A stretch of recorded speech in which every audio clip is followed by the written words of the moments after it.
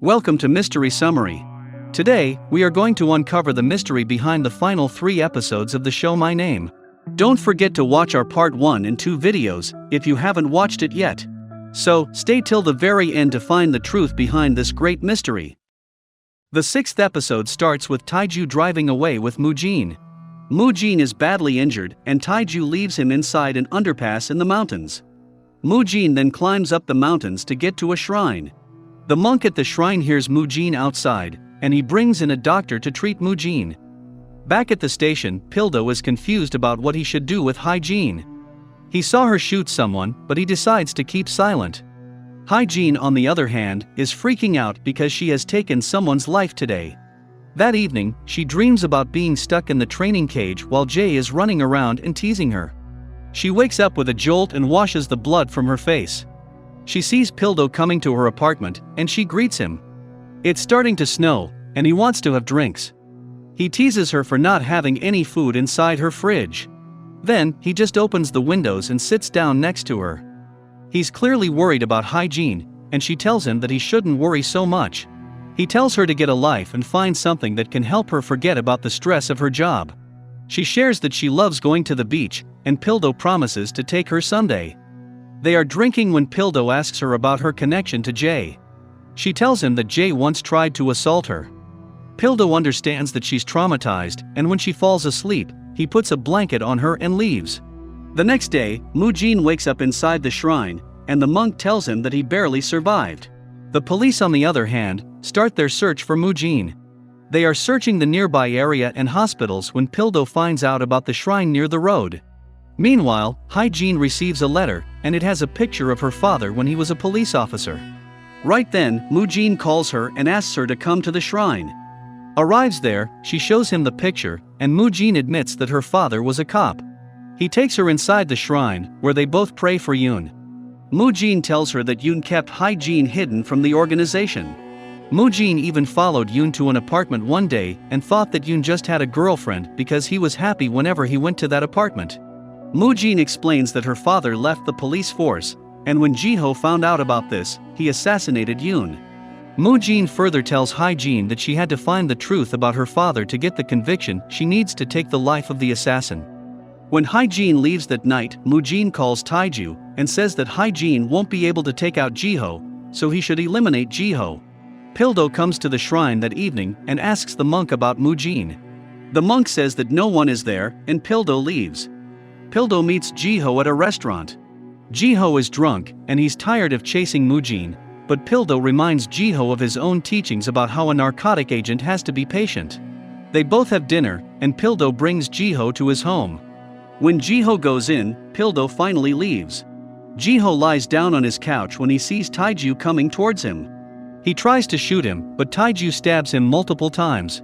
When Ji-ho stabs Taiju with a broken beer bottle, Taiju finally leaves, and he sees Hae-jin coming there. She goes to Ji-ho's room and sees blood on the doorknob. She enters the apartment with her knife out, but Ji-ho shoots her in the arm. He asks her if she's there to finish Mu-jin's work, but she asks him about her father, Yoon.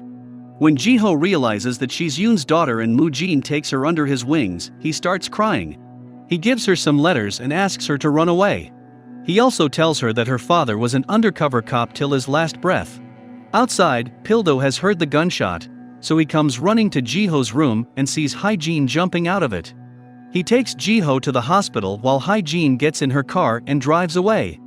She reads the letters to find out that Yoon was giving regular reports about the organization to Ji-ho. Ji-ho also paid the bills for the maintenance of the memorial of Yoon's wife. There's also a letter from Yoon addressed to Hae-jin where he apologizes for not being there for her whenever she needed him. She understands the reality now. She's horrified that she has become the pawn of the man who took away her father from her. Taiju is injured, and he calls Mu-jin to inform him that Ji-ho survived the attack. He also explains that Hae-jin knows about what they did to her father, so they have to eliminate her. Mu-jin, on the other hand, remembers the day Yoon died. He was beating up someone when he found a small tracker in his lighter. The lighter was gifted by Yoon some time ago. Mu-jin went to Yoon's home with Jae, and there he found Yoon's typewriter. A piece of paper inside the typewriter confirmed that Yoon was a police informant. So Mu-jin decided to assassinate Yoon. Later that night, Hae-jin goes to check on Ji-ho, and she tells Pildo that it's not his fault that Ji-ho was attacked. In the morning, she's getting ready to leave her apartment when Tae-ju and his men attack her. They are drowning her in her bathtub, but she fights back. She takes out the 3 men who are attacking her. Outside the bathroom, Tae-ju is waiting for her. He tells her that her father got what he deserved. She attacks him, and they start fighting.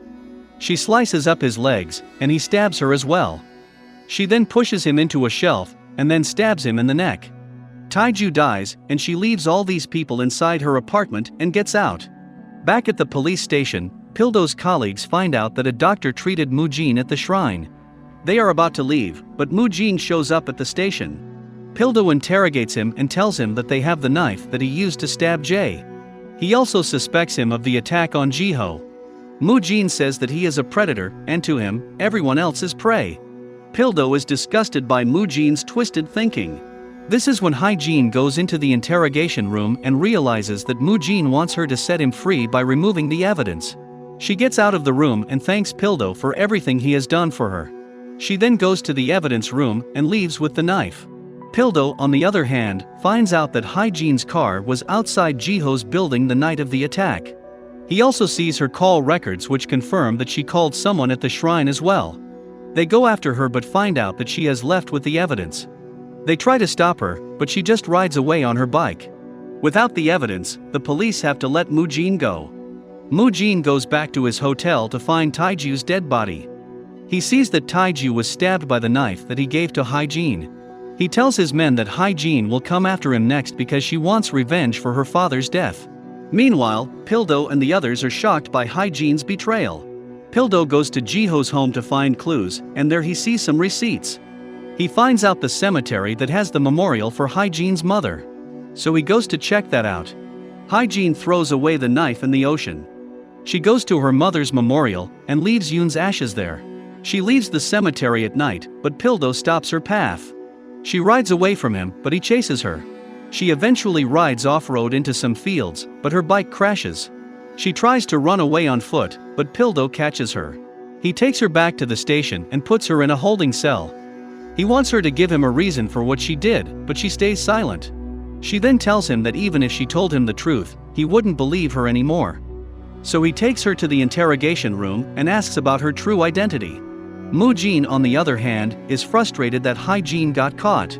He wants his lawyer to get Hae-jin out somehow because he wants her to come for revenge. So the lawyer meets Hae-jin and tells her that Moo-jin is waiting for her. She then talks to the cops and demands treatment for Hae-jin in a hospital. The cops are hesitant to let Hae-jin go outside, but they agree after the lawyer threatens to talk to the press. The whole narcotics squad takes Hae-jin to the hospital, where she is taken into surgery. There, Pildo goes to meet Ji-ho, who has woken up. Ji-ho tells Pildo that Hae-jin is the daughter of undercover officer Yoon. He wants Pildo to help Hae-jin because Moo-jin has used her. Meanwhile, Hae-jin is being treated, but her doctor gets busy on a call, and the nurse allows Hae-jin to open her handcuffs. She also gives Hae-jin her car keys. As Hae-jin gets ready to leave, the agents try to stop her, but she takes them down and runs out. Pildo sees her running and follows her. When Hae-jin tries to get into the car, Pildo grabs her. He tells her that he knows what Moo-jin has done to her. She is ashamed of everything that she has done for revenge, but Pildo tells her that he will bring Moo-jin to justice. He handcuffs himself to Hae-jin to stop her from running. While they're arguing, Moo-jin's men arrive there. Hae-jin and Pildo work together and fight off the assailants. They get into the car and drive away after breaking barriers. Moo-jin's men are chasing them, but they get into a huge accident, and Pildo manages to get away with Hae-jin. Moo-jin is preparing for Tae-ju's funeral when he gets a call about Hae-jin's escape. When Hae-jin wakes up, she's sitting in the car while it's parked near a beach. Pildo takes her into a cabin that's owned by his friend. He makes her comfortable, and then cleans her wounds and bandages them. He tells her that he knows what blind rage can do to a person. He felt it too after his sister's death, but this rage only killed him from inside. He tells her that she doesn't have to fight alone anymore, and she can lean on him. This brings tears to Hae-jin's eyes, who finally opens up to someone. Meanwhile, Moo-jin is sitting in his office thinking about the days when he was laughing with his only friends Yoon and Tae-ju. He also remembers the day he found Yoon's typewriter and his gun. He was extremely sad and angry, and he went to Yoon's home and took his life. He's filled with sorrow, and he's losing it. He believes Hae-jin should have come to him for revenge, but she betrayed him like her father. The next morning, Pildo takes Hae-jin to the police station as a witness against Moo-jin. They stop while waiting for the traffic light, and right then, a shooter comes there on a bike, and he shoots Pildo. Hae-jin's world shatters again, and she leaves Pildo's body behind and goes to Moo-jin. She uses her police-issued revolver to take down many guards in the lobby. She gets stabbed, but she keeps going on. She beats them all and gets into the elevator. She gets out of the elevator again to take down half a dozen guys, but one guard gives her problems. He's beating her down, and she has to use the last bullet to neutralize him. When she enters Moo-jin's office, she's all out of bullets, but still points the gun at him. He puts down his gun and asks Hae-jin why she hesitated to take her revenge.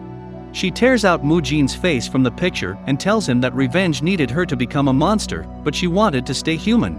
However, she's lost too much now, so now she will do whatever it takes to take down Moo-jin. They start fighting using knives, but Moo-jin is too good. He slashes her again and again. She's bleeding profusely, but she keeps on fighting. When she finally falls down, Moo-jin goes to finish her, but she stabs him with his own knife. He falls and asks her to finish him off, but she's still hesitating. He's getting angry, and he picks up her revolver and shoots, but there are no bullets. Hae-jin finally stabs him in the neck, and he dies. She then gets out of his office and takes his gun with him. She leaves the hotel and loses a lot of blood. Sometime later, she's placing flowers on the grave of her parents. There, she remembers all the good times she had with Pildo, and the night she laughed a lot while he was drunk.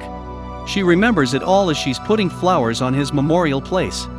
And that brings the end to the mystery of my name. What do you think? Let me know with the comments down below. Thank you for watching.